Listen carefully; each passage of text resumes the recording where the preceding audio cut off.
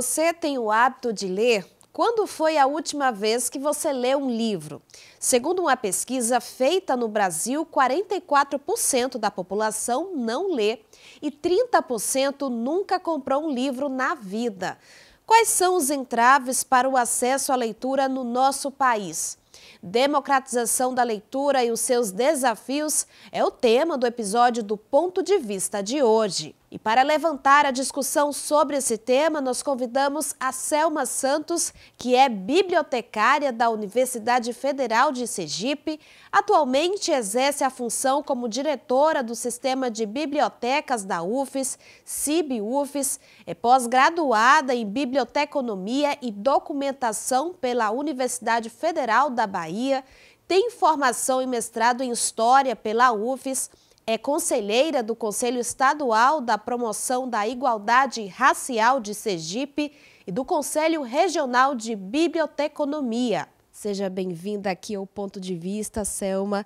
É um privilégio ter a sua presença e poder compartilhar esse conhecimento. E a gente quer saber a sua relação com a leitura. A minha aproximação com a leitura, o ato de ler, vem desde nova. Sempre fui uma apaixonada pelos livros. Então, eu sempre tive muita proximidade. E a minha mãe também incentivava, né? A minha mãe, ela é uma mulher leitora, uma mulher negra leitora. Então, a gente tinha livros em casa, minha mãe comprava livros. Então, a minha relação é desde criança. Entrando aí, né, no nosso tema de hoje, a gente vai falar sobre dados.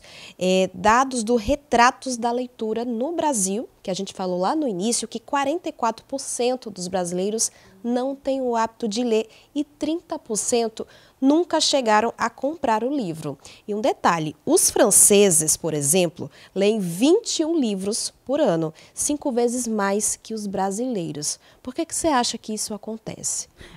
Acontece pela história que o Brasil tem, né? Uma história de desigualdade, é uma história que muitas das vezes a população, principalmente a população vulnerável, ela esteve distante das escolas. Então, a leitura está também associada a essa educação. Então, a gente vê a questão da evasão escolar, a gente vê a questão do abandono, né, a desistência dos alunos para a escola, e isso vai impactar na sua alfabetização, no contato com os livros. Nós temos um déficit para a questão do incentivo às bibliotecas públicas, bibliotecas comunitárias. A educação é a base, mas a nossa trajetória histórica, ela diz muito sobre essa desigualdade, somente na questão do acesso à educação. Agora a gente vai falar sobre essa tendência das pessoas lerem pela internet, né? Existem plataformas como o Kindle, muitos jovens aderindo a essa tendência, principalmente depois que a gente viveu a pandemia, não é? E muitas livrarias no ano passado, como Saraiva e Cultura, acabaram fechando. Você vê essa posição como uma ameaça, essa questão das pessoas agora lerem pela internet, uma ameaça às livrarias? De jeito nenhum. Eu acho que isso aí promove a democratização do acesso à leitura, né?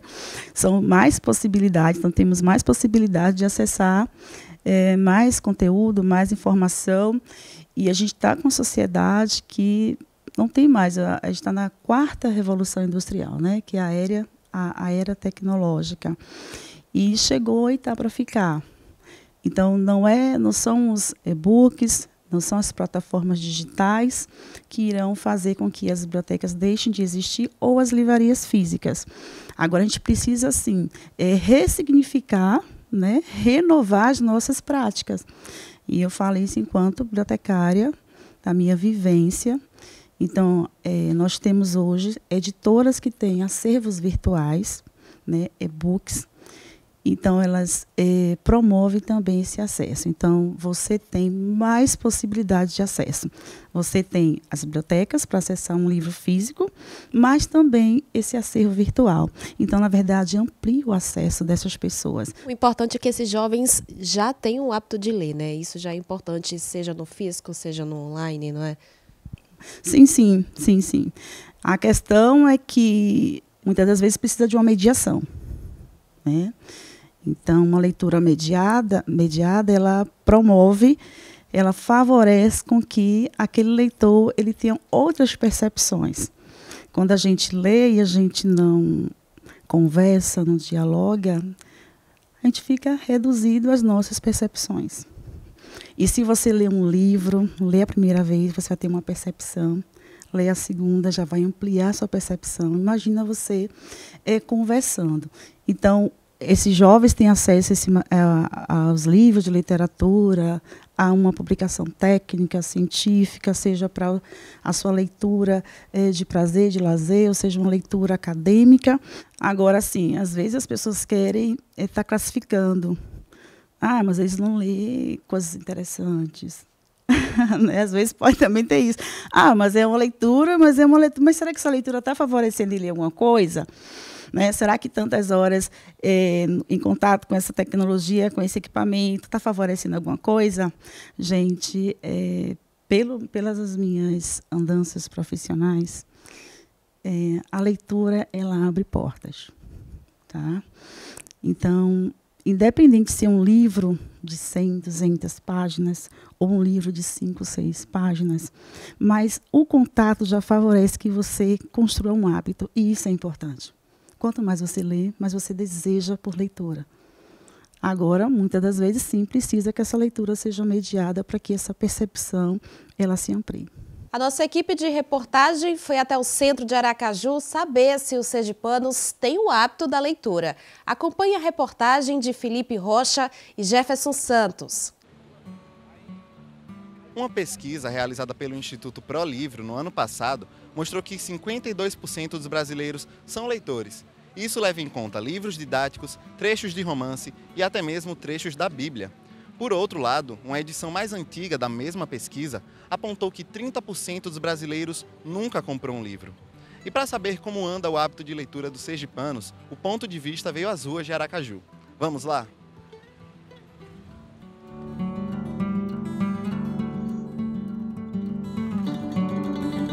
Eu tô aqui com o Gabriel. E Gabriel, me conta, você tem o hábito de ler? Não, não. Mas por que você acha que você não tem esse costume? Não sei, é porque eu desenvolvi isso no ensino médio, mas não continuei. Aí a vida seguiu. Eu tô tentando voltar. Ultimamente eu comecei a ler um livro, mas eu tenho dificuldade de manter a constância. Você sabe quantos livros você leu no ano passado? Eu fiquei emperrada em um livro só. Pouco, um pouco. Ano passado, quantos livros você leu, você sabe? No máximo 2 e foi livro de mangá, negócio de desenho. Tenho sim. Desde criança minha mãe sempre incentivou a leitura, tanto na escola quanto em casa. É muito importante. Ano passado você sabe quantos livros você leu? Em média, acho que 5 livros. Sim. Principalmente livrinho de história, para mim dormir. A senhora sabe mais ou menos quantos livros a senhora leu no ano passado, todo? Não, ao todo foi 10. Do pequenininho, né? Que a gente lê, fica botando na cabeça para ver se chega o sono, né? Aí chegou o sono, pronto. Aí acabou aquele, compra outro. Na verdade, acho que eu leio 10 a 12 livros por ano. Não dá para ficar sem ler, né? Ano passado você acha que você leu nessa média de 10 a 12? Acho que ano passado foi meio conturbado, eu fiquei em 5, 6, né? Mas eu nunca deixo de ler.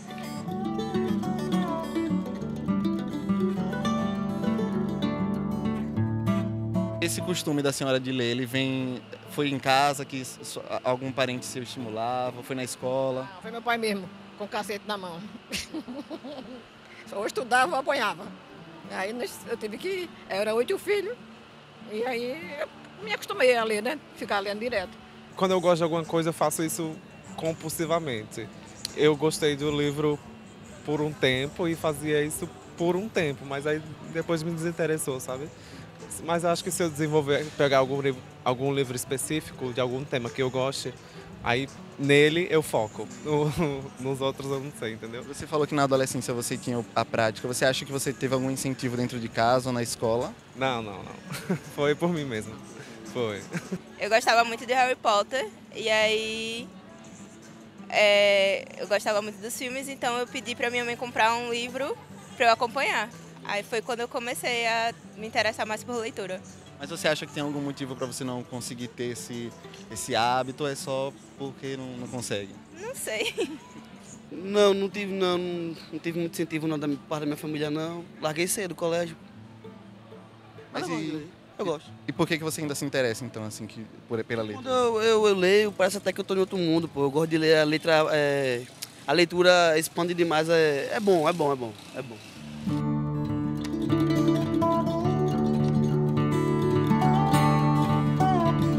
A leitura é um hábito, então precisa ser exercitada e estimulada. Com livros de tantos assuntos, tamanhos e formatos diferentes, fica claro que o estímulo deve chegar de outras esferas, como a família, a escola e o próprio Estado. E você, quantos livros vai ler esse ano? Eu sou Felipe Rocha, para o Ponto de Vista. Obrigada, Felipe e Jefferson, pela reportagem. E Selma, a gente viu que tem muita gente até que tem o hábito de ler, né? E uma coisa que me chamou a atenção foi uma das meninas que falou que começou isso porque a sua mãe lia histórias quando pequena. Então, significa que a família ela tem uma grande importância, né? Um grande papel nesse momento. Sim, com certeza. A família desempenha um papel importante nessa questão de incentivar, despertar o hábito da leitura, né? Mas não posso deixar de falar também da realidade de muitas mães solo, né? E que às vezes não encontra esse tempo, mas a família sim desempenha um papel importante e a escola também com seus espaços, a partir do seu projeto pedagógico, os professores. Então, com certeza, a família tem um papel importante. Eu comecei, né, esse contato com os livros cedo e a minha mãe teve um papel importante nisso. Então, eu também sou mãe e mãe solo. E assim, realmente o tempo da gente que é mãe solo é um tempo muito curto, né? E quando a gente está sem tempo, a gente quer descansar, mas eu também tento colocar dias para poder ler para o meu filho, porque assim, é muito importante que eles tenham esse hábito desde pequenos, né? A gente sabe que é o futuro deles que está em jogo, não é? Sim, com certeza. E muitas, infelizmente, vivem outra realidade, isso a gente não pode esquecer, mas a família tem esse papel, as escolas e as bibliotecas, eu volto novamente para a biblioteca escolar, que também contribui para que forme leitores, né? Então, a família é importante, a escola é importante, o professor na sala de aula, né, é importante a partir das suas práticas pedagógicas e a escola também, como espaço também de ações para desenvolver, aproximar e formar leitores. E agora a gente vai para um rápido intervalo e na volta vamos falar sobre o número de analfabetos no país. O Ponto de Vista volta já.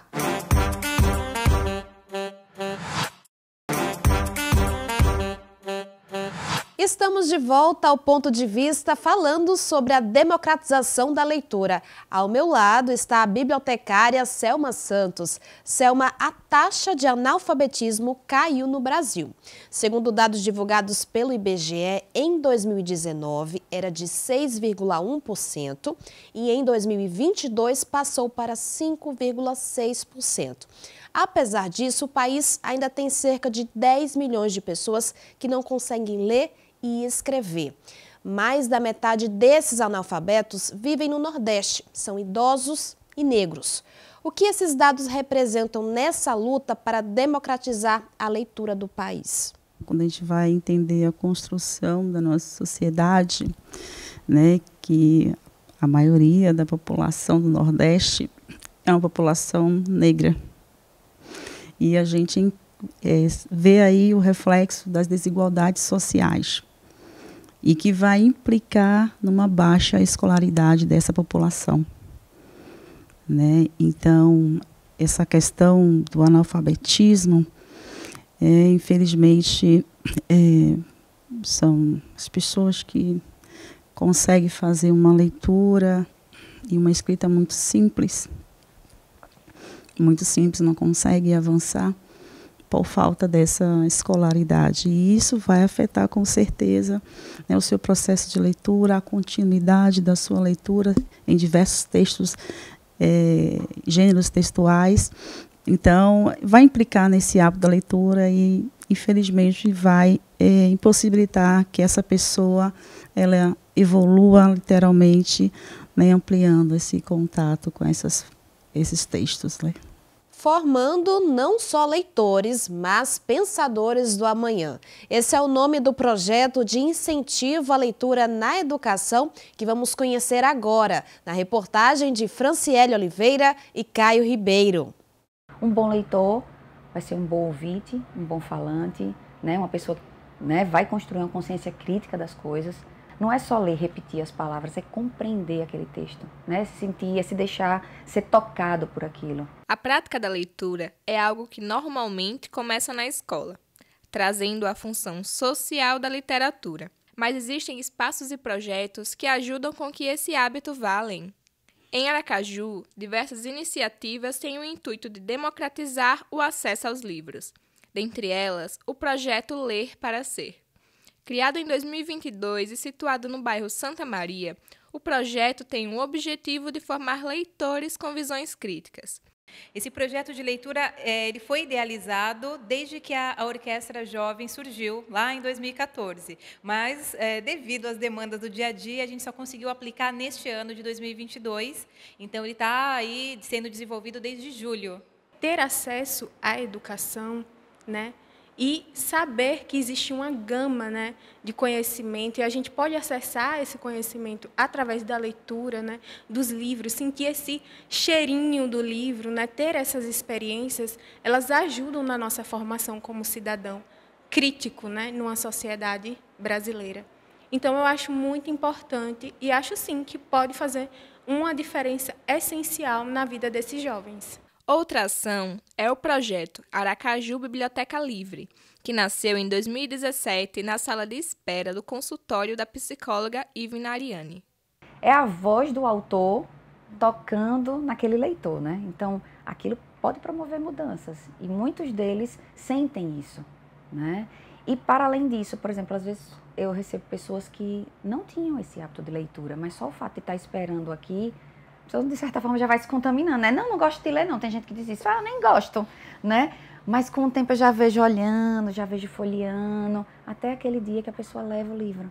Além das bibliotecas solidárias, há também outras formas de inclusão no mundo da leitura. A escritora e jornalista Tailane Cruz ministra palestras e promove rodas de leituras em escolas públicas e privadas. Como é bom você pegar um livro, sabe, ler um livro e saber que aquela matéria-prima ali é uma matéria-prima humana, então é parte da minha vida aquilo também. Então, se você repassa isso para um aluno, como se você estivesse dando para ele um tesouro, assim, você está oferecendo uma coisa que não tem um valor real, mas tem um valor simbólico. Mas eu acho que é de cima, né, a estrutura maior, né, as políticas públicas, as escolas, garantir o acesso e o amor, sobretudo, né? Porque, como eu falei, se você não gosta de livro, como é que você vai dizer para o seu filho gostar de livro, né? Quando a gente lê um livro, a gente se transforma, né? A gente entra de uma forma no livro, como se fosse um portal. Você colhe as experiências daqueles personagens e você já começa a olhar a vida, você começa a olhar a sua história de uma maneira diferente. Porque eu entendo que não é por acaso que você escolhe, né, fazer a leitura de um livro. É uma capa que chama, é um título que chama, né? Alguma coisa ali tem uma relação com você, com o seu momento de vida, né? Por isso que eu sempre acho complicado assim, indica um livro. Certo, tem autores que a gente, né, entende o talento da escrita, que a gente admira mais, mas assim, a leitura é algo muito íntima, né? Então, aquilo tem que fazer sentido para você. Então, você entra no livro de uma forma e sai transformado. Então, quando eu comecei a perceber esse potencial, eu disse, poxa, isso tem que ser incentivado de uma maneira muito maior. As iniciativas fazem a diferença na vida do leitor e do não leitor. Obrigada, Franciele e Caio, pela reportagem.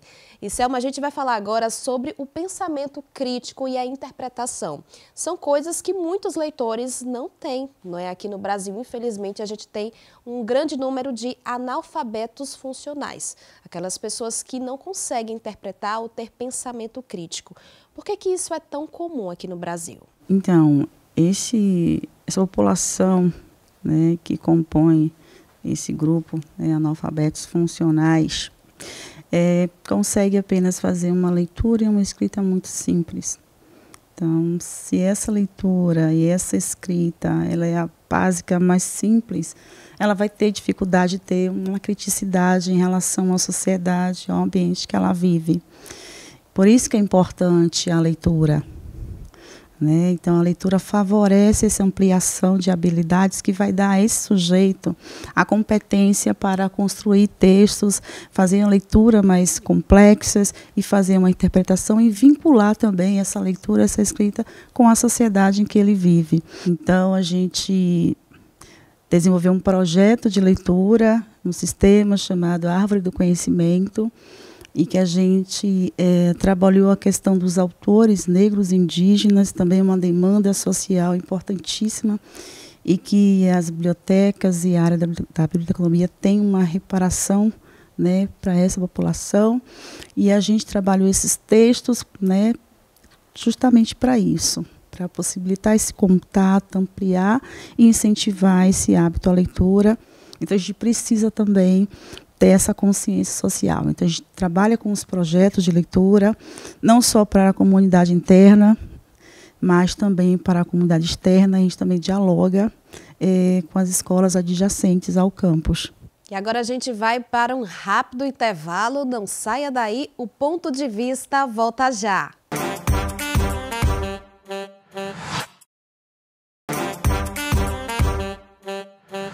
Estamos de volta falando sobre a democratização da leitura e os seus desafios, aqui com a bibliotecária Selma Santos. E Selma, agora a gente vai falar ainda sobre o papel da democratização na escola. Tem muitos jovens apaixonados, mas não têm condições, né? E buscam bienais, eventos literários. Por que você acha que esses eventos não têm tanta força aqui em Sergipe? Você tem eventos, né, como você falou, mas tem pouca aderência. Mas por que será? Né, os jovens estão tendo essa possibilidade de ter esse contato com as bibliotecas para favorecer esse hábito da leitura, para quando acontecer um evento, ele esteja sedento por aquele conhecimento, por aquela proximidade, sabe? Então, as escolas, elas têm que ter um espaço de leitura, que seja uma sala de leitura, que seja uma biblioteca escolar, mas se não tiver essa condição, fica difícil de você formar leitores, né, que esses leitores aqui vão estar nesses espaços consumindo esses produtos. Agora a gente vai falar sobre as iniciativas, né? É possível ler, mesmo que as pessoas não tenham condições, existem projetos, iniciativas que vêm incentivar, né? Como o Pegue Leve, que vocês têm aqui na biblioteca, não é? Exatamente. Então, tem essa questão da desigualdade social, que vai também implicar nesse acesso, nessa aquisição, né, de um livro. E são inúmeros projetos que a gente vê a nível de Brasil e de mundo. São esses projetos que colocam uma geladeira num certo local da cidade, as pessoas vão lá, pegam o livro, levam para casa para fazer a leitura. Né? Tem projetos que deixam o livro no ponto de ônibus. E tem também o projeto do Pegue Leve, que a biblioteca ela realiza. Não só a biblioteca aqui do campo de São Cristóvão, a biblioteca central, mas nas 7 bibliotecas que compõem o sistema. E agora chegou aquele momento que a gente faz uma pergunta ao nosso convidado sobre a opinião dele em relação à temática. E eu quero saber qual o seu ponto de vista sobre o tema de hoje. Kenanda, eu estou super feliz aqui com você, porque eu entendo a importância da leitura, né, a democratização da leitura, do acesso. Então, vocês estão de parabéns. E é isso, que a gente possa ter espaços que promovam esse contato, essa formação do leitor, essa formação de pessoas mais críticas, a formação de pessoas letradas, plenamente letrada, para que possa desenvolver, para exercer a sua cidadania. Então, que esse assunto seja mais debatido, que a gente tenha políticas públicas para as bibliotecas, principalmente as bibliotecas escolares, porque a gente consegue colocar o jovem em contato com o livro, né, e que a gente também tenha ações da sociedade civil, para entender que quanto mais cidadãos letrados, mais teremos uma sociedade mais evoluída, né, com pessoas plenas para exercer os seus direitos e os seus deveres. Então, só tenho que agradecer pelo convite e parabenizar você pela temática, muito importante. Bom, gente, vocês ouviram o recado da bibliotecária sobre a leitura. Chegamos ao final do Ponto de Vista. Eu agradeço mais uma vez a participação da bibliotecária Selma Santos e a você que ficou aí ligadinho no nosso programa. Eu te espero no próximo episódio. Até lá!